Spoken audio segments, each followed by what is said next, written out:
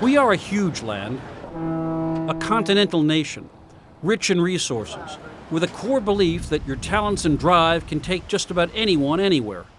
In America, at least, people don't resent the rich. They want to be rich. Indeed, in good times, we even celebrate excess and pay homage to the masters of the universe and all they have accumulated. But when times turn hard, let the people be heard. The celebrations then turn to anger. Someone, quite frankly, has got to take these people to the woodshed. I mean, let's be honest. They just don't get it. AIG, it's become shorthand for arrogant, irresponsible greed. There is a powerful current of anger that runs from the halls of Congress right through Main Street. And it's raised once again an argument that's almost as old as the Republic. Is too much wealth and power concentrated at the top? Should the government try to address that balance? Or is that idea nothing but class warfare? 2 centuries ago, Thomas Jefferson denounced bankers and speculators as the biggest danger to the Republic.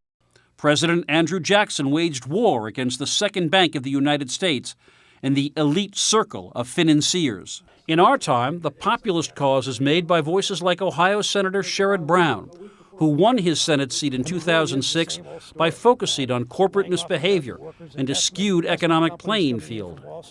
The government has too often sided with the people with great advantage against the least privileged. And in the last 3 decades, the 5% at the top have done much, much better than the rest of society. Populists, like Senator Brown, a Democrat, argue from recent data that the top 1% of Americans have more than 22% of income, a number that hasn't been matched since 1929.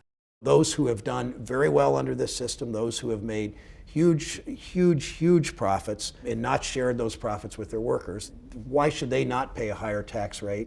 Well, when you look at it right now, when you have the top 1% paying roughly 35% of all income taxes, it's tough to make the case that those at the top aren't paying their share of income taxes. Republican Congressman Jeff Flake from Arizona is a mirror opposite of Senator Brown. America may have a more unequal distribution of wealth than other nations, he says, but that misses the point.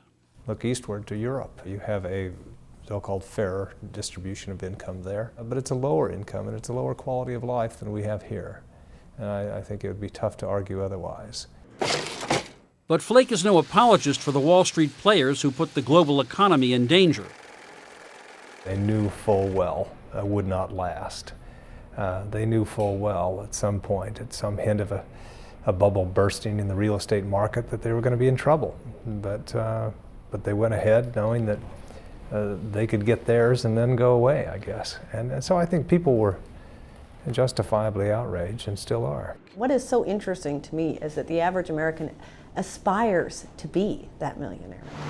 We aren't angry at the rich, says the Wall Street Journal's Kim Strassel, because we believe that we, or our children, can someday join their ranks. Now, is that a rational belief, or is that a myth? I think in this country, it's far more rational than anywhere else in the world that you would have the opportunity to one day be that millionaire. I'm the last person to engage in class warfare. I'm a professor of entrepreneurship, right? I work with people who set up companies who want to make money. They want to build good things for society. But MIT professor Simon Johnson argues that there is too much money and power at the top, and that the rules have for far too long been tilted in favor of those in the powerful financial sector. The problem is not the wealthy people, it's the concentration of power around people who run these major banks. Johnson, former chief economist with the International Monetary Fund, argues that much as with other troubled economies, the financial elite in the United States drove us off the cliff. What I think now has happened is we let certain interests become too powerful, again, like we did at the beginning of modern industrialization, let's say over 100 years ago in the United States.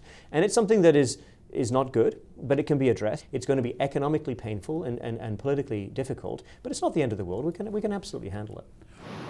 However policies and programs may change in the days and years ahead, our history tells us that today's anger will not trigger drastic shifts in the balance between the opportunity for great wealth and the impulse to contain and control its excesses.